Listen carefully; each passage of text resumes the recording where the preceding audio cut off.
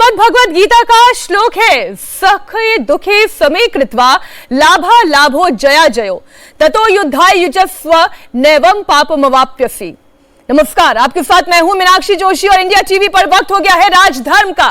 भगवान श्री कृष्ण कुरुक्षेत्र में अर्जुन को नीति और सिद्धांत समझाते हैं कि सुख दुख लाभ हानि जय और पराजय को समान भाव से समझो, कर्म को केवल कर्तव्य निष्ठ होकर करो। और आज हैदराबाद हाउस में दुनिया की दो बड़ी शक्तियां जब साथ थी, मोदी ने दुनिया को यह बता दिया कि भारत रूस का सबसे सच्चा मित्र है, ऐसा मित्र जो कठिन परिस्थितियों में साथ भी खड़ा होता है और विश्व शांति और कल्याण के लिए यूक्रेन युद्ध को खत्म करने का सकारात्मक प्रयास भी करता है। हैदराबाद हाउस में पुतिन ने मोदी से यूक्रेन युद्ध पर क्या कहा, भारत और रूस की विकास और विश्वास की इस ताकत से दुश्मनों को क्या संदेश मिला, और सबसे बड़ी बात यह कि मोदी और पुतिन के बीच कौन कौन सी डील सील हुई, उससे जुड़ी हुई बड़ी खबर आपको बता दें। रूस यूक्रेन जंग पर द्विपक्षीय वार्ता के दौरान प्रधानमंत्री नरेंद्र मोदी और राष्ट्रपति पुतिन की तरफ से ज्वाइंट स्टेटमेंट आ गया है। नरेंद्र मोदी ने यूक्रेन युद्ध पर बड़ा बयान दिया है। मोदी ने कहा है कि वो यूक्रेन युद्ध रोकने के सभी प्रयासों का स्वागत करते हैं। यूक्रेन और रूस का युद्ध रोकने में भारत पूरी मदद करेगा। मोदी ने आतंकवाद पर भी कड़ा प्रहार किया, कहा कि आतंकवाद मानवता पर सीधा हमला है, इसे रोकने के लिए पूरी दुनिया को एकजुट होना होगा। वहीं अमेरिका के दबाव के बीच पुतिन ने भी बहुत बड़ी बात कह दी है। पुतिन ने कहा है कि रूस भारत को बिना रोक टोक के तेल बेचना जारी रखेगा। यूक्रेन के संबंध में भारत ने शुरुआत से शांति का पक्ष रखा है। हम इस विषय के शांतिपूर्ण और स्थायी समाधान के लिए किए जा रहे सभी प्रयासों का स्वागत करते हैं। भारत सदैव अपना योगदान देने के लिए तैयार रहा है और आगे भी रहेगा। आतंकवाद के विरुद्ध लड़ाई में भारत और रूस ने लंबे समय से कंधा मिलाकर सहयोग किया है। पहलगाम में हुआ आतंकी हमला हो या क्रोकस सिटी हॉल पर किया गया कायरतापूर्ण आघात, इन सभी घटनाओं की जड़ एक ही है। भारत का अटल विश्वास है कि आतंकवाद मानवता के मूल्यों पर सीधा प्रहार है और इसके विरुद्ध वैश्विक एकता ही हमारी सबसे बड़ी ताकत है। भारत और रूस के बीच यूएन, G20, ब्रिक्स, SCO तथा अन्य मंचों पर करीबी सहयोग रहा है। करीबी तालमेल के साथ आगे बढ़ते हुए हम इन सभी मंचों पर अपना संवाद और सहयोग जारी रखेंगे। पुतिन और मोदी की हैदराबाद हाउस में अहम बैठक के बाद मोदी ने राष्ट्रपति व्लादिमीर पुतिन की जमकर तारीफ की। पीएम मोदी ने कहा कि आज हमारे संबंध नई ऊंचाइयों पर हैं। वहीं रूस के राष्ट्रपति ने कहा कि हम मेक इन इंडिया प्रोग्राम में भारत की मदद करेंगे, जो पीएम नरेंद्र मोदी के दिल के बहुत करीब है।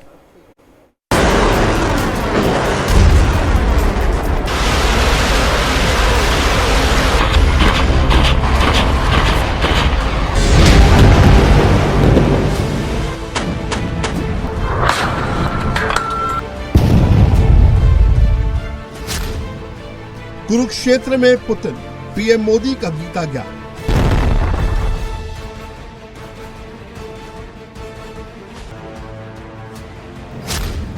यूक्रेन में भीषण युद्ध, ज़ेलेंस्की को खुली धमकी।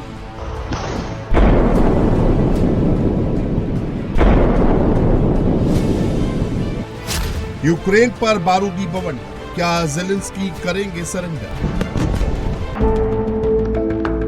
दिल्ली के हैदराबाद हाउस में कौन कौन सी डील फाइनल हुई? क्या S-400 के बाद S-500 के सौदे पर मोहर लगी? क्या ब्रह्मोस मिसाइल के अपग्रेड वर्जन पर बात पक्की हुई?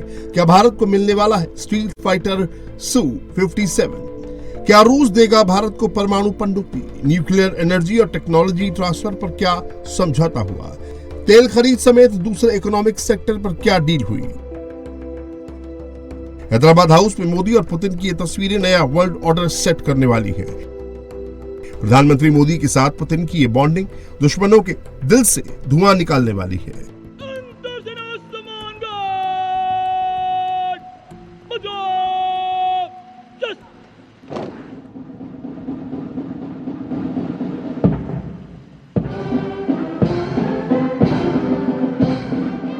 दिल्ली में जिस गर्मजोशी से पुतिन का स्वागत हुआ वो बहुत से लोगों को रास नहीं आ रहा होगा।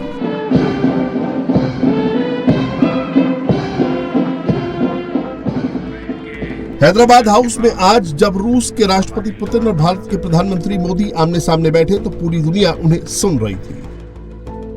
और भारत की आपकी यात्रा पहली हुई, उसको आज 25 साल हो गए और उस पहली यात्रा में ही स्ट्रेटेजिक पार्टनरशिप की एक मजबूत नींव रखी गई थी। मेरे लिए पर्सनली भी खुशी की बात है कि आपके साथ मेरे परिचय को और संबंधों को उसको भी 25 साल हो गए। एक्चुअली मैं मानता हूं कि ये जो 2001 में आपने जो भूमिका अदा की, एक विजनरी लीडर कैसे सोचता है, कहां से शुरू करता है और संबंधों को कहां तक पहुंचा सकता है, इसका एक उत्तम उदाहरण भारत रशिया के संबंध है। मोदी ने पुतिन के सामने विश्व को क्लियर कट मैसेज दे दिया। भारत विश्व का कल्याण चाहता है, भारत तटस्थ नहीं है, उसका सिर्फ एक ही पक्ष है, वो है शांति। एक सच्चे मित्र के रूप में हमें सभी चीजों से अवगत कराया। मैं समझता हूं कि ये विश्वास बहुत बड़ी ताकत है और आपको मैंने अनेक बार इस विषय की चर्चा भी की है और विश्व समक्ष भी मैंने रखा है कि विश्व का कल्याण शांति के मार्ग पर ही है। हम सबको मिलकर के शांति के रास्ते तलाशने चाहिए और पिछले दिनों जो प्रयास चल रहे हैं, मुझे पूरा विश्वास है कि विश्व फिर से एक बार शांति की दिशा में लौटेगा। एक्सेलेंसी, पिछले दिनों विश्व समुदाय के सभी नेताओं से जब भी मेरी बात हुई और उन्होंने जब विस्तार से मेरे चर्चा की, मैंने हमेशा कहा है कि भारत न्यूट्रल नहीं है, भारत का पक्ष है और वो पक्ष शांति का है। हम शांति के हर प्रयासों का समर्थन करते हैं और हम शांति के हर प्रयासों के साथ कंधे से कंधा मिलाकर के खड़े हैं। मोदी की युद्ध नीति बिल्कुल साफ है, आखिरी वक्त तक शांति की कोशिश, नहीं माने तो युद्ध, और इस बात से पुतिन भी इत्तेफाक रखते हैं। За вчерашний очень добрый вечер, and for the yesterday's evening too was very good. Дружеский в то же и за вчерашний очень добрый вечер, and for the yesterday's evening too was very good. Дружеский в то же время очень добрый вечер, and for the yesterday's evening too was very good. Дружеский в то же время с такой содержательной, очень полезной беседой. We had a friendly and at the same time a very substantial talk. У нас было details about the events taking place in Ukraine. И что нами предпринимается совместно с некоторыми другими партнерами, в том числе с Соединенными Штатами, по вопросу возможного мирного урегулирования этого кризиса. And the actions we are taking together with some partners, including the United States, on a possible peaceful settlement. Спасибо вам за это внимание и спасибо за ваши усилия, направленные на разрешение этой ситуации. Thank you for the attention and for your efforts aimed at finding a solution to this situation. Our relations are deeply rooted into history, but it is not the words that matter, it is the substance of the matter which is very profound. Очень большое личное внимание. We really appreciate that and the fact that you, Excellency Prime Minister, pay special personal attention to that.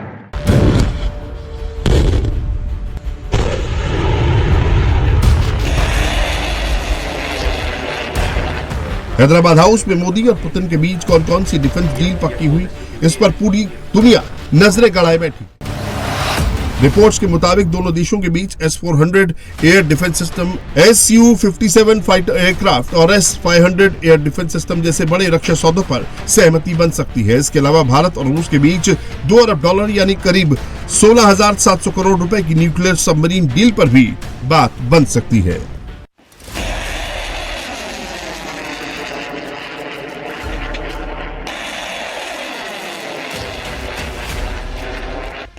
S-400 air defence system के $5 अरब का सौदा पहले ही हो चुका है, जिसकी 3 regiment Bharat को मिल भी चुकी है। लेकिन अब भारत S-400 के कुछ और रेजिमेंट्स रूस से खरीद सकता है। ये वही S-400 एयर डिफेंस सिस्टम है जिसने इसी साल मई के महीने में हुए ऑपरेशन सिंदूर में पाकिस्तान के ड्रोन्स और मिसाइल्स को सैकड़ों किलोमीटर दूर जाकर आसमान में ही मार गिराया था।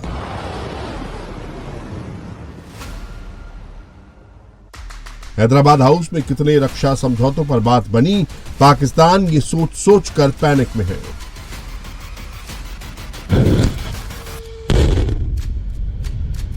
पाकिस्तान में पैनिक रूस के advanced air defence system S-500 को लेकर भी है। S-500 एयर डिफेंस सिस्टम दुनिया में किसी भी देश के पास नहीं है। ये S-400 से ज्यादा शक्तिशाली है। भारत की पूरी कोशिश S-400 के बाद S-500 को लाने की है।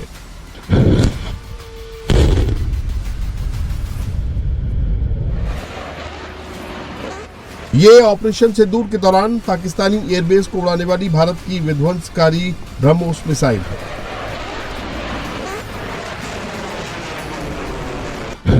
पाकिस्तान अभी तक ब्रह्मोस की मार को भूल नहीं पाया है। इधर भारत ब्रह्मोस के एडवांस वर्जन को लॉन्च करने की तैयारी में है। हैदराबाद हाउस में नेक्स्ट जनरेशन ब्रह्मोस को लेकर क्या डील हुई, बहुत जल्द ये भी साफ हो जाएगा। भारत की नजर रूस के Su-57 स्टील्थ फाइटर जेट पर भी है। पुतिन के साथ आज की मीटिंग में रूस ने इसे मॉडर्न एरियल वॉरफेयर के लिए बनाया है। इसकी एडवांस टेक्नोलॉजी इसे तकरीबन अदृश्य बनाती है। रिपोर्ट्स के मुताबिक भारत और रूस के बीच $2 बिलियन की न्यूक्लियर सबमरीन पर डील तकरीबन फाइनल हो गई है। इस डील पर पिछले 10 साल से काम चल रहा था और अब खबर है कि भारत को अगले 2 साल में अपनी नई परमाणु पनडुब्बी मिल सकती है। ये पनडुब्बी परमाणु ऊर्जा से चलने वाली हमलावर पनडुब्बी होगी, जिसे 10 साल के लिए लीज पर लिया जाएगा। भारत और पुतिन के बीच हो रही डिफेंस डील दोनों देशों के लिए एक बड़ी रणनीतिक कामयाबी साबित हो सकती है। खासतौर से पाकिस्तान और चीन के लिए बड़ी टेंशन की वजह बन सकती है। रूस इसरो को अपना सबसे powerful semi cryogenic rocket engine RD-191M की 100% टेक्नोलॉजी दे सकता है। अगर ये डील होती है तो ये भारत के लिए अंतरिक्ष प्रोग्राम में बहुत मददगार साबित होगी। इसरो इस नई तकनीक का इस्तेमाल अपने सबसे शक्तिशाली रॉकेट LVM-3 में करेगा। RD-191M इंजन लगने के बाद GTO पेलोड बढ़कर 6.5 से 7 टन हो जाएगा। एक बार में 2.5 से 3 टन से ज्यादा वजन अंतरिक्ष में ले जाया जा सकेगा। इससे भारी गगनयान को आसानी से ले जाया जा सकता है। अमेरिका के आंखें तरेड़ने के बावजूद पुतिन का नई दिल्ली आना, मोदी से मिलना, ये कोई छोटी घटना नहीं है। पुतिन की इस एक विजिट ने मोदी की तरफ से पुतिन को दिए गए ग्रैंड वेलकम ने ट्रंप को सख्त मैसेज दिया है। और वो मैसेज ये है कि हिंदुस्तान अपनी विदेश नीति अपने हितों को ध्यान में रखकर ही बनाएगा, अमेरिका जैसे देशों के दबाव में नहीं आएगा। तो आपने हमारी ये पूरी रिपोर्ट देखी। ये बात तो तय है कि भारत किसी के दबाव में ना पहले आया था ना अब आएगा, और भारत के साथ ये प्रगाढ़ रिश्ते भी इसी बात का संदेश देते हैं। 4 बेहद खास मेहमान इस वक्त हमारे साथ स्टूडियो में मौजूद है। हमारे साथ senior Russian TV journalist miss Clara हैं, बहुत स्वागत आपका। मिस सानिया झा हमारे साथ senior Russian TV journalist, ma'am आपका भी बहुत स्वागत। कर्नल शैलेंद्र सिंह हमारे साथ बतौर डिफेंस एक्सपर्ट जुड़े रहेंगे, और साथ ही प्रोफेसर अमिताभ सिंह, आप प्रोफेसर हैं centre for Russian and central Asian studies के, बहुत स्वागत सर आपका भी। आज ये जो तस्वीरें पूरे विश्व ने देखी हैं प्रोफेसर अमिताभ जी, आज सभी की नजरें इस बात पर टिकी रही कि पहले तो कल एक गर्मजोशी दिखाई दी थी, आज रिश्तों में उसका एक्सटेंशन दिखाई दिया है। क्या आपको भी ऐसा लगता है? देखिए, गर्मजोशी पहले भी थी और ये गर्मजोशी और एक्सटेंड हुई, आपने सही कहा। और स्ट्रेंथ के साथ हमने ये उनसे वार्ताएं की हैं। राष्ट्रपति पुतिन आए, 4 साल बाद आए, 23वीं मीटिंग हो रही है भारत के साथ शिखर सम्मेलन में, तो एक बहुत बड़ा मैसेज है। और वो स्ट्रेंथ जो रूस इस समय दिखा रहा है दुनिया को, और जो भारत दिखा रहा है as a global south leader, हम उसका एहतराम करते हैं और साथ साथ ये भी हम दुनिया को और एक दूसरे को बताना चाहते हैं कि हम किसी से कम नहीं। अगर आपको मिलना ही है, अगर आपको भिड़ना ही है, तो हम उसके लिए भी तैयार हैं। लेकिन प्रधानमंत्री मोदी ने जो आज मीटिंग हुई, आपने बहुत अच्छे तरह से दिखाया उसको, उसमें एक बात तो बहुत क्लियर कर दिया कि शांति ही सारी समस्याओं के मूल पर है। अगर हम शांति रखेंगे पूरी दुनिया में तो वो जरूरी होगा। खासकर भारत और रूस के संबंधों के लिए बहुत जरूरी है कि दुनिया में हम शांति की पहल करें। भारत पहले से भी बोलता है और अभी बोलता आया है। रही भारत और रूस के आपसी संबंधों की, तो वो हमने देखा कि एक नए शिखर को अब वो छूता दिख रहा है, क्योंकि अब तक जो हमारी डिपेंडेंस थी पिछले 3 साल में, जब से युद्ध शुरू हुआ है 3 साढ़े 3 साल में, तब तक तेल की ही थी। अब हमने नए अग्रीमेंट साइन किए और इसमें सबसे इंपॉर्टेंट अग्रीमेंट मैं ये मानता हूं कि, और राष्ट्रपति पुतिन और प्रधानमंत्री मोदी ने भी उसका जिक्र किया कि हम उनसे फ्री ट्रेड अग्रीमेंट साइन करने जा रहे हैं, या यूरेशियन इकोनॉमिक यूनियन, जो एक एस्टैब्लिश यूरेशियन इकोनॉमिक यूनियन है, उसके साथ भी हम फ्री ट्रेड अग्रीमेंट करने जा रहे हैं। तो ये एक मील का पत्थर होगा, न कि सिर्फ भारत रूस संबंधों के लिए, बल्कि जो ट्रंप के टैरिफ के बाद जो भारत की का निर्यात थोड़ा गड़बड़ाया है, उसको संभालने के लिए भी बहुत तेल पर अगर हम बात करें तो जो आज राष्ट्रपति पुतिन ने कहा कि बेरोक टोक बिना किसी पाबंदी के तेल भारत को वो देंगे। मिस क्लेरा, आज जिस तरीके की चर्चा हुई है दोनों देशों के बीच में $100 मिलियन तक का व्यापार बढ़ाने की बात हुई है, विज्ञान और शिक्षा के क्षेत्र में सहयोग बढ़ाने पर बात हुई है, उससे ऊपर जब युद्ध की भी नीति की बात हुई तो वहां पर भी भारत शांति का संदेश पुतिन तक पहुंचाने में क्या कामयाब रहा है? देखो जी, जो अभी चलता है यूक्रेन रूस में, वो रूस में कोई गलती नहीं है। वो अपना नागरिक को जो डॉनबास में रहते थे उसको शांति होना चाहिए। इसलिए जो अभी बताया इन स्पीच राष्ट्रपति पुतिन जो बताया कि उसको क्या चाहिए, अभी शांति चाहिए। हम लोग दोनों साथ शांति चाहिए। जैसा आप पहला बता दिया कि हम किसी का काम नहीं, दोनों किसी का काम बिल्कुल नहीं। इसलिए बहुत पुतिन लाया 7 मंत्री को लाया, और हम उम्मीद है जितना अग्रीमेंट जाएगा, जितना चर्चा चलेगा, वो बहुत बेनिफिशियल दोनों कंट्री को। And I am sure that ये विजिट है जो अभी श्री व्लादिमीर पुतिन का विजिट विल बी बहुत बेनिफिशियल टू दोनों देश को। ये दोनों देशों के लिए बेहतर है, चाहे वो खाद्य हो, सुरक्षा हो। जो प्रधानमंत्री मोदी ने भी कहा कि हम और रूस मिलकर यूरिया का उत्पादन करेंगे।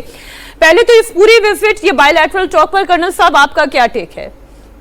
जय हिंद, नमस्कार। आपने क्लेरा से एक बड़ी अच्छी सी बात पूछी, जिसमें Clara I must compliment you. आपकी और हमारी बॉन्डिंग बहुत अच्छी है क्योंकि आप हिंदी बोल पा रही हैं। शायद मेरी बॉन्डिंग में कहीं कोई कमी रह गई है कि मैं आपकी रशियन लैंग्वेज नहीं बोल पा रहा हूं, जो मैं कोशिश करूंगा। आपने एक बात करी, मैं वर्सेस हम दोनों एक अच्छी ताकत है।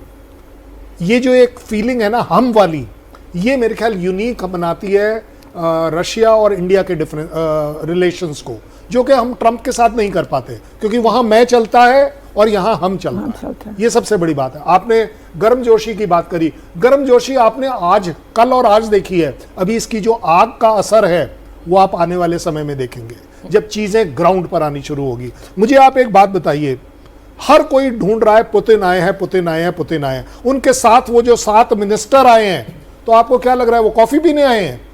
No, they mean business. अगर चेयरमैन सेंट्रल बैंक आई हुई है, वो क्यों आई हुई है? कहीं ना कहीं कोई बड़ी चीज हो रही है। हमारे बीच में पैसों का लेन देन का जो डिफरेंसेस है उसको ब्रिज करना है। 60,000 करोड़ रुपया हमारा इंडियन बैंक्स में पड़ा है, जिसको वो इस्तेमाल नहीं कर पा रहे हैं, उसके तरीके निकालने हैं। हम अपने रुपए को उनके साथ डिजिटल इस्तेमाल करना चाहते हैं। हमारा उनका फार्मा के साथ हमारा उनका बड़ा अच्छा ट्रेड सप्लाई है, लेकिन हमारा गारमेंट्स में नहीं है, हमारा मशीन्स में नहीं है, हमारा बाकी जो कंज्यूमर गुड्स है उसमें नहीं है। ये जो हेल्थ मिनिस्टर आए हैं, इकोनॉमिक डेवलपमेंट मिनिस्टर आए हैं, एग्रीकल्चर मिनिस्टर आए हैं, किस लिए आए हैं? और बाय द वे मैं आपको बड़ी जिम्मेदारी से कह रहा हूं, मत देखिए कि 20-25 एग्रीमेंट हुए हैं। जो एग्रीमेंट नहीं हुए, जिनकी बात चली है, वो दूर तलक जाएगी, क्योंकि एग्रीमेंट्स रातों रात नहीं होते हैं। कुछ चीजें ऐसी होती हैं जिनको आपको आगे ले जाना है। जो बात प्रधानमंत्री मोदी भी कह रहे थे कि 2030 तक का एक खाका तैयार करना है। 2030 तक के लिए मिस सानिया, ये भारत और रूस दोनों एक साथ कोलैबोरेटेड एफर्ट डालना चाहता है। एक ऐसा आर्थिक फ्रंट पर विकसित भारत, विकसित अगर ये कहें रिश्तों को हम देखें तो वो वहां तक सोच रख रहा है। ये 5 साल का अगर हम ये कहें कि बायलैटरल टॉक के फिर अलग अलग फिर आयाम आते जुड़ते चले जाएंगे। हाँ जी, नमस्कार। मैं बोलना चाहती हूँ, आप पहले देख लीजिएगा कैसा था दोस्ती। दोस्ती तो पुराना है, मतलब था, इतना साल पहले था। हिंदी गाना हम लोग जानते हैं, है ना? हिंदी रूसी भाई भाई कौन गा रहा था, फेमस एक्टर। तो फिर आगे हम लोग भी ऐसे सोचते हैं ना, आगे भी अच्छा होगा, आगे भी दोस्ती बढ़ जाएगा, रिश्ता और मजबूत हो जाएगा। अच्छा मैम, हमें ये तो पता है कि भारत इस दोस्ती को कैसे देख रहा है, इंडियन मीडिया इस दोस्ती को कैसे रिपोर्ट कर रहा है, लेकिन आन्या जी ये बताएं कि रूस इसे कैसे रिपोर्ट कर रहा है? वहां की खबरों में क्या सुर्खियां बन रही हैं? वहां के चैनल्स क्या डिस्कस कर रहे हैं? देख लीजिएगा, दोस्त हमेशा पता चलता है जब आपके पास कोई परेशानी आया। जैसा रशिया यूक्रेन के साथ हो गया प्रॉब्लम, तो कौन साथ में रहा? भारत, हिंदुस्तान दिखा दिया वो साथ में है। तो ये बातें भूल नहीं जाते इतना जल्दी से। जो आपका अपना हाथ बढ़ा दे परेशानी में, जो आपका मिल गया अच्छा रिश्ता, जो आपका मिल गया सपोर्ट, तो ये फिर रशिया भूलने वाले नहीं है। पुरानी दोस्ती है। और हिंदी रूसी भाई भाई का जो नारा, जी आप कुछ ऐड करना पुरानी दोस्ती क्यों है, नई दोस्ती है। आन्या हिंदी बोल रही है, क्लेरा हिंदी बोल रही है, और मैं आपको एक दोस्ती, ये जो बात कर रहे हैं फ्यूचर की बात कर रहे हैं कि 2030 की। Anya is not Clara, is not Clara, Clara Singh, Anya Jha. Anya Jha. We are already together, we are looking for forward. जो आगे आने वाली पीढ़ी हमारी है, वो आपस में कैसे इंटरेक्ट करेगी, कैसे एक जैसी रहेगी, स्टेबल रहेगी। मत ढूंढिए कि पुतिन अपने आप में ये मेरे रिलेशन है। ये दोनों मेरी रिलेटिव हैं आज के बाद। आज के बाद रशिया का हर बाशिंदा मेरे लिए एक रिलेटिव है। हम अगर इस तरह देखेंगे तब बात बनेगी। मुझे जरूरत नहीं है कि कोई एक एग्रीमेंट होगा या नहीं होगा। मेरे लिए बहुत जरूरी है कि मेरे बायलैटरल रिलेशन स्ट्रांग होने चाहिए। जरूरी नहीं है कि सारे के सारे एग्रीमेंट मेरे फेवर में हो, उनके फेवर में भी। कोई किसी पर एहसान नहीं है। लेकिन ये तो हम उस चश्मे से हमें देखना होगा प्रोफेसर साहब। मैं तो देखती हूँ कम से कम, और मैं ये देखती हूँ कि जब एग्रीमेंट साइन हो रहे हैं तो उसमें भारत का फायदा कितना है, मुझे उस नजर से भी देखना होगा, क्योंकि मैं ये जानती हूँ कि भारत ट्रेड डेफिसिट में है। क्या आज की ये मुलाकात, ये बायलैटरल एग्रीमेंट्स इस ट्रेड डेफिसिट को कम कर रहे हैं? देखिए, भारत और रूस का व्यापार जो है वो highly in favour of Russia है, ये हम मानते हैं। और पिछले 3-3.5 साल में जब से हम उनसे तेल खरीदने लगे हैं, वो इम्बैलेंस जो है वो और बढ़ गया है। अभी हम करीब मतलब मार्च 2025 का अगर स्टैटिस्टिक्स देखें तो करीब हम $65 बिलियन के नेगेटिव बैलेंस में हैं। तो उसकी भरपाई करनी होगी, और तेल का डिमांड जो है वो भारत में बढ़ता ही जा रहा है। लेकिन जिस तरह से रोजनेफ्ट और लुकोइल पे सैंक्शंस लगाए हैं अमेरिका ने, उसको देखकर रूसी तेल का इस समय डिमांड घटता जा रहा है। प्राइवेट सेक्टर तो बिल्कुल नहीं खरीद रहा है। लेकिन आप ये समझिए कि भारत और बांग्लादेश का व्यापार, यानी भारत बांग्लादेश को $12 बिलियन के करीब का सामान बेचता है। हम रूस को सिर्फ $5 बिलियन का सामान बेच सकते हैं। तो ये तो कहीं ना कहीं फ्लॉट, तो रूस कोई बांग्लादेश से छोटा देश तो है नहीं, बहुत बड़ा देश है। उसके भी रिक्वायरमेंट जो बांग्लादेश के हैं या जो भारत के रिक्वायरमेंट है उससे कम नहीं होंगे। तो जाहिर है कहीं ना कहीं वो एक गैप है जो फोकस जो हमारा ट्रेड का है शायद उस गैप को एड्रेस नहीं कर रहा है। उनको भी कपड़े चाहिए, उनको भी जूते चाहिए, उनको भी आर्टिफिशियल इंटेलिजेंस चाहिए, रोबोटिक्स चाहिए, सर्विस सेक्टर चाहिए, जो हम दे सकते हैं और जो हम विश्व में अब अन्य देशों को दे रहे हैं। उनको भी लेबर चाहिए और लेबर मोबिलिटी पैक्ट इस बार हुआ है कि कम से कम ब्लू कॉलर वर्कर वहां जाएंगे क्योंकि उनके लोग कम। और आपको जानकर आश्चर्य होगा कि रूस की जनसंख्या घटती जा रही है। 2050 आते आते तक रूस की जो वर्तमान जनसंख्या उससे भी कम हो जाएगा, यानी कहीं ना कहीं उनको लेबर का प्रॉब्लम होगा, लेबर शॉर्टेजेस होंगी। तो हमने वो मोबिलिटी पैक्ट भी किया उनके साथ। और जो आपने कहा डेफिसिट बैलेंस है उसको कैसे कम किया जाए, ये एक बहुत बड़ा क्वेश्चन है। भारत पूरे विश्व में 1025 बिलियन डॉलर का ट्रेड करता है और लगभग 875 डॉलर 1025 इंपोर्ट करता है, 875 डॉलर हम एक्सपोर्ट करते हैं बिलियन यूएस डॉलर। यानी कहीं कहीं ना कहीं 150 बिलियन डॉलर का अभी भी ट्रेड डेफिसिट पूरे विश्व के साथ भारत का है। लेकिन भारत का ट्रेड रूस के साथ सिर्फ 1.2% है। रूस का ट्रेड भारत के साथ उनके टोटल ट्रेडिंग का एक्सपोर्ट का 1.7% है। तो इस गैप को कम करने के लिए हमें ज्यादा से ज्यादा, और 2030 का जो विजन डॉक्यूमेंट अब बना है कि हम 100 बिलियन डॉलर का उनको या व्यापार करेंगे, उसमें ये सारी चीजें आएंगी। और उसी के दरमियान हम तो सिर्फ डिप्लोमेटिक रिलेशन देख रहे हैं। 7 मिनिस्टर आए, राष्ट्रपति पुतिन आए, रोजाटोम के चीफ आए, उनकी सेंट्रल बैंक की गवर्नर आई, लेकिन हम ये नहीं बता रहे हैं कि 700 उनके व्यापारी भी अभी भारत मंडपम में हैं। 800 हमारे व्यापारी हैं, वो भी तो वहां मिलेंगे। 3:40 पर ये एक मुलाकात भी होनी है। हाँ। ये डिस्कशन भी होना है। इसमें कोई दो राय नहीं कि जब दो देश साथ साथ मिलकर आगे बढ़ते हैं तो दोनों ही देशों का विकास होता है। हाँ, इस दौर में हो सकता है कभी कोई थोड़ा आगे होगा, कोई थोड़ा पीछे होगा, लेकिन ये पैरेलल कैसे मूव हो सकता है, सारी तैयारी और सारी मेहनत ही इसी बात की है। श्रीमद् भगवद गीता युद्ध के अहिंसक साधनों पर भी विश्व को वहां उस सोच तक लेकर आती है। और ये मैं क्यों कह रही हूं, क्योंकि नरेंद्र मोदी जब कल पुतिन से मिले थे तब उन्होंने ये गीता उन्हें जो रशियन भाषा में ट्रांसलेटेड थी वो गिफ्ट की थी। अब ये एक ऐसी पुस्तक है, इसके श्लोक ऐसे हैं जो संवाद, समझ और शांति और इसके महत्व पर जोर देती हैं। श्री कृष्ण गीता के अध्याय 3 के श्लोक 21 में कहते हैं, यद यद आचरति श्रेष्ठस तद एवतरो जनः स यत प्रमाणम कुरुते लोकस तद अनुवर्तते।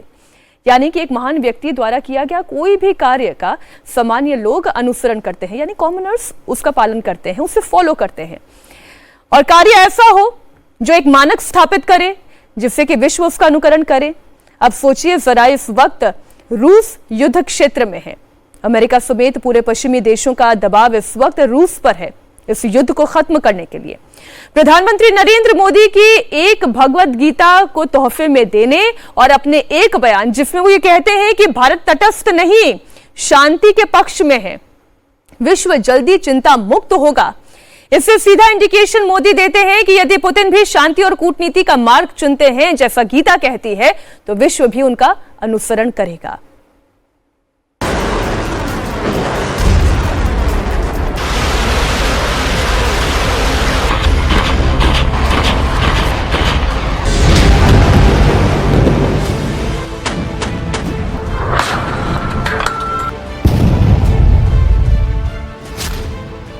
कुरुक्षेत्र में पुतिन, पीएम मोदी का गीता ज्ञान।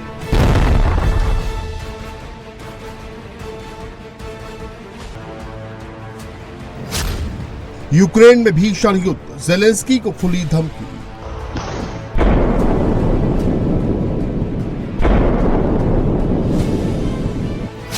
यूक्रेन पर बारूदी बवंडर, क्या ज़ेलेंस्की करेंगे सरेंडर?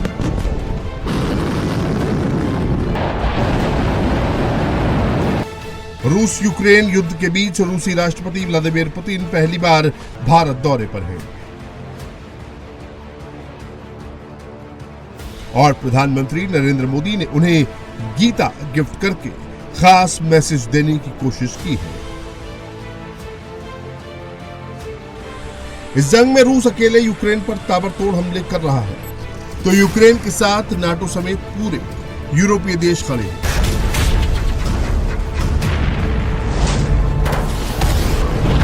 वैसे ही जैसे महाभारत में कुरुक्षेत्र के मैदान में पांडवों की छोटी सी सेना थी, जबकि कौरवों के साथ विशाल सेना थी।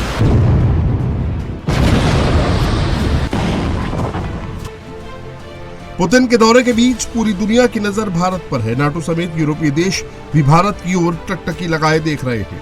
यूरोप को लगता है कि मोदी ही इस जंग को रुकवा सकते हैं, जबकि प्रधानमंत्री मोदी शुरू से ही संवाद और कूटनीतिक तरीके से जंग खत्म करने की बात कहते रहे हैं।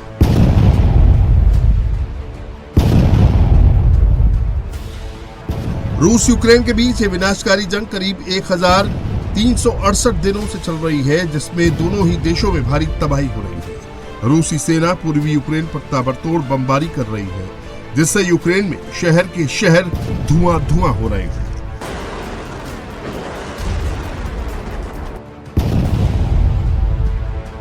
तबाही की ये तस्वीरें पूर्वी यूक्रेन के डोनबास इलाके की है, जहां बारूदी बवंडर से पूरा इलाका दहल गया।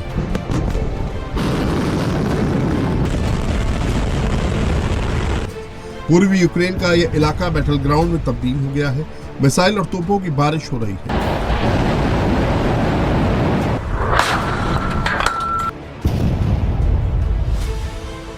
रूस की आर्म्ड बटालियन यूक्रेन के अहम ठिकानों को निशाना बनाकर ताबड़तोड़ अटैक कर रही है। शक्तिशाली बम के हमले में इमारतें खंडर में तब्दील हो गई। चारों तरफ अब सिर्फ तबाही के निशान दिख रहे हैं।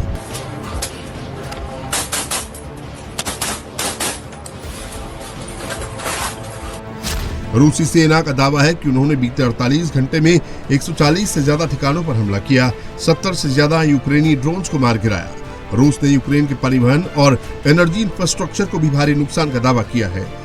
इसके साथ ही रूसी हमले से लॉन्ग रेंज ड्रोन वर्कशॉप भी तबाह हो गई। इन्हीं होम मेड ड्रोन से यूक्रेन ने पिछले दिनों काला सागर में रूस के 2 तेल टैंकरों पर हमला किया था। बीच समंदर में ही रूस के 2 टैंकरों को ध्वस्त कर दिया था।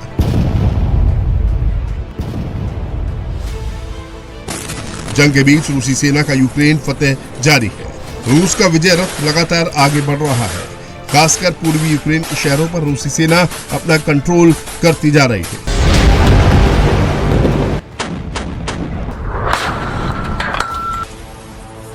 रूस के राष्ट्रपति व्लादिमीर पुतिन ने एक बार फिर ज़ेलेंस्की को खुली चेतावनी दी है। यूक्रेन डोनबास से अपनी सेना वापस बुलाए, वरना मॉस्को इस पर कब्जा कर लेगा। इसके साथ ही उन्होंने यूक्रेन में युद्ध खत्म करने के तरीके पर किसी भी समझौते से इनकार कर दिया है। यूक्रेन के डोनबास क्षेत्र के करीब 80% हिस्से पर रूस ने अपना नियंत्रण बना रखा है। पूर्वी यूक्रेन के डोनबास के डोनेस्क और लुहांस्क पर रूसी सेना का कब्जा है और यहां से यूक्रेन के एनर्जी सेंटर समेत अहम ठिकानों पर विध्वंसक अटैक कर रही है। तस्वीरें पूर्वी यूक्रेन के स्लोवियांस्क शहर की हैं। पूरे इलाके पर भारी शेलिंग हो रही है और सेना के जवान दनादन गोले बरसा रहे हैं। आसमान से बरसते बमबारी से इमारतें खंडर में तब्दील हो गई हैं। पूरा इलाका वीरान हो गया है। बमबारी से कई इमारतों का बड़ा हिस्सा ढह गया है। चारों तरफ तबाही ही तबाही दिख रही है। जंगी घमासान के बीच पूरा इलाका दहल रहा है। बम और तोपों के गोले से पूरा इलाका धुआं हो गया है।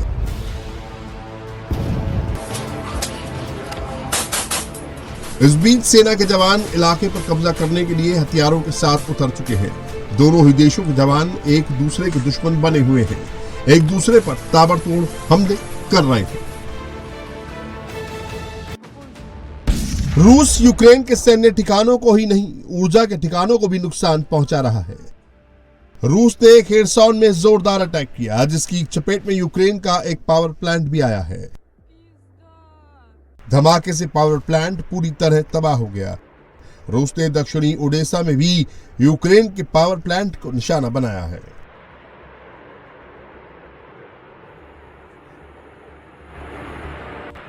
ऐसा नहीं है कि ये जंग एक तरफा हो गई है और यूक्रेन को केवल झटके ही झटके लग रहे हैं।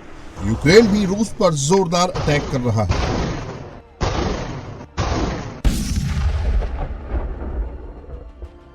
यूक्रेन ने ताजा हमले में रूस के एजोव पोर्ट को धुआं कर दिया है। यूक्रेन ने दक्षिण रूस के स्टावरोपोल इलाके में बड़े केमिकल प्लांट पर भी हमले का दावा किया है। आर पार की इस जंग में रूस यूक्रेनी शहरों को निशाना बना रहा है। पूर्वी यूक्रेन के साथ ही रूस की सेना उत्तरी पश्चिमी इलाके पर भी हमले कर रही है।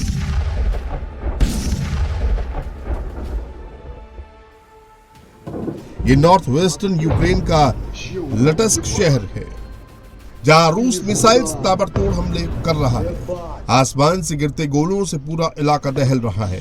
बमबारी के साथ ही आग की बड़ी बड़ी लपटें उठ रही हैं। दनादन हो रहे अटैक से पूरा इलाका तबाह हो गया है। चारों तरफ धुएं का गुब्बार उठ रहा है। Пиздец, просто пиздец. Хату прям чел, ебать. Пизда. Ебать. Ебанутый нахуй. Ебанутый. यूक्रेन में भारी तबाही के बीच रूसी राष्ट्रपति पुतिन भारत के दौरे पर है, तो यूक्रेन का डेलीगेशन युद्ध खत्म करने के लिए अमेरिका में मौजूद है। फ्लोरिडा के मियामी शहर में अमेरिका के विदेश मंत्री मार्को रूबियो, प्रेसिडेंट ट्रंप के विशेष दूत स्टीव विटकॉफ और ट्रंप के दामाद जेरेड कुशनर यूक्रेन के डेलीगेशन से मिलेंगे। यूक्रेन को अपने हाल के मॉस्को दौरे का अपडेट देंगे। युद्ध खत्म करने के लिए पुतिन की शर्तें बताएंगे। इस बीच अमेरिकी राष्ट्रपति डोनाल्ड ट्रंप ने एक बार फिर युद्ध खत्म करने की बात कही है। And we're making peace all over the world. We're settling wars at levels that nobody's ever seen before. 8 of them. We're looking for one more. That's Russia, Ukraine, if that's possible. And I think we'll get there. Putin ने America से दो टूक लफ्जों में कह दिया है कि Ukraine को अपने दो सूबे डोनेत्स्क और लुहांस्क को रूस के हवाले करना होगा, तभी जंग खत्म होगी। रूस इन दोनों सूबों को हर हाल में अपना हिस्सा बनाएगा। यूक्रेन के इन दोनों राज्यों के बड़े हिस्से पर रूस का कब्जा है और रूसी सेनाएं बड़ी तेजी से आगे बढ़ रही हैं। अमेरिका भी यूक्रेन पर दबाव बना रहा है कि वो ये दोनों सूबे रूस के सामने सरेंडर कर दे और बाकी देश को तबाह होने से बचा ले। लेकिन यूक्रेनी राष्ट्रपति जेलेंस्की ने फिलहाल इन शर्तों को मानने से इनकार कर दिया है। Будь-яких варіантів розвитку подій. Звісно, ми будемо працювати максимально конструктивно з усіма нашими партнерами, щоб мир все ж таки був і щоб це був достойний мир.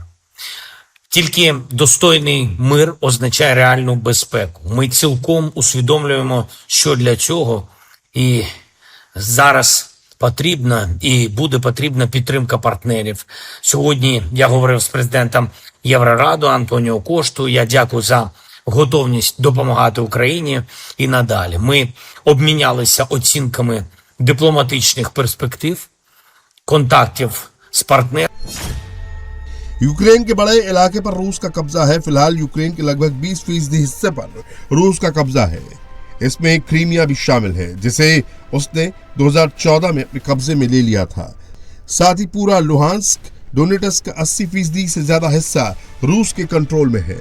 खेरसॉन और जापोरिजिया का लगभग 75% और खार्किव, सूमी, माइकोलाइव और निप्रोपेट्रोव्स्क इलाके के कुछ हिस्सों पर भी रूस का नियंत्रण है। डोनेट्स्क का करीब 5000 वर्ग किलोमीटर का हिस्सा अभी भी यूक्रेन के कब्जे में है। यूक्रेन युद्ध खत्म करने के लिए अमेरिका के साथ बातचीत में रूस ने बार बार डोनबास पर कंट्रोल की अपनी इच्छा बताई है, लेकिन जेलेंस्की ने इन शर्तों को मानने से इनकार कर दिया है और यही वजह है कि ये युद्ध लंबा खिंचता जा रहा है। पूरी दुनिया की नजरें भी तो इस बात पर टिकी हुई होंगी कि रूस और यूक्रेन के बीच में ये जंग का माहौल कब खत्म होगा, क्योंकि ये केवल रूस के लिए या यूक्रेन के लिए एक चुनौती नहीं बन गया है, ये पूरे पश्चिमी देशों के लिए चुनौती बन गया है और ये खतरा धीरे धीरे भारत पर भी टेरिफ वॉर के जरिए आ गया है, क्योंकि हम रूस के सच्चे मित्र हैं और जैसी भी परिस्थिति रहे भारत हमेशा पुतिन के साथ खड़ा रहा है, मोदी पुतिन के साथ खड़े रहे हैं। प्रोफेसर साहब, लेकिन आज प्रधानमंत्री नरेंद्र मोदी का ये जो बयान है जिसमें उन्होंने कहा कि हम तटस्थ नहीं हैं, हम शांति के साथ हैं और शांति के साथ रहना ही भारत की नीति है, इसका असर कितना जाएगा? देखिए, तटस्थ कोई नहीं होता है, तटस्थ भी एक कैंप है। जिस तरह प्रो और एंटी है, उस तरह तटस्थता भी एक कैंप है। तो प्रधानमंत्री ने सीधा कह दिया, और हमारा तो इतिहास रहा है, हम नॉन अलाइंड रहे हैं, हम कभी आइसोलेशनिस्ट या न्यूट्रल नहीं रहे हैं। और इसके पहले भी प्रधानमंत्री ने भारत की वो मन की बात की थी कि हम युद्ध के खिलाफ हैं, और यहाँ पर जब वो कहते हैं तटस्थ हैं और तटस्थ नहीं है, हम शांति के पक्षधर हैं, इसका एक बहुत बड़ा मैसेजिंग जाता है। और आज भी आपने देखा, हम सब ने देखा, राष्ट्रपति पुतिन राजघाट गए थे, वहाँ जो सोलेम एटमॉस्फेयर था, वहाँ पर राष्ट्रपति पुतिन को भी सोचना पड़ा होगा कि ये कौन व्यक्ति है जिसको हम श्रद्धांजलि देने जा रहे हैं, फूल अर्पित करने जा रहे हैं। ये व्यक्ति तो कोई बहुत महान व्यक्ति था, शांति का पक्षधर था, नॉन वायलेंस पे, अहिंसा के पक्षधर थे। जी, अहिंसा के पक्षधर थे। और पूरे ब्रिटिश उपनिवेशवाद को इस व्यक्ति ने, लाठी के सहारे जो चलता था, आधे कपड़े पहनता था, उसने ब्रिटिश उपनिवेशवाद को खत्म कर दिया। यानी शांति ही किसी भी देश का आधार बना है, और भारत का आधार वही शांति बना है। तो ऐसे में वहां जाकर उनको ये संदेश तो जरूर मिला होगा, कहीं शांति का एक रास्ता खोलना चाहिए। लेकिन हम ये भी जानते हैं कि शांति, ताली एक हाथ से नहीं बजती, और शांति भी बिना दूसरे पक्ष के शांति के बिना नहीं होगी। तो यूक्रेन को भी ये सोचना होगा। और मैं तो कई बार कहता हूं और समझता भी हूं कि ये जो यूक्रेन को पश्चिम एक मोहरा बना के रूस के सामने खड़ा कर दिया है। कभी पैसे देने की बात करता है, बोलता है नहीं देंगे, कभी बोलता है कि हम उनको सिक्योरिटी। देखिए, चीन भी रूस से तेल खरीदता है, पश्चिमी देश भी रूस से तेल खरीदते हैं, अमेरिका भी रूस से व्यापार करता है, लेकिन खामियाजा केवल भारत इसलिए भुगतता है क्योंकि भारत जो करता है, जो कहता है, सब डंके की चोट पर करता है।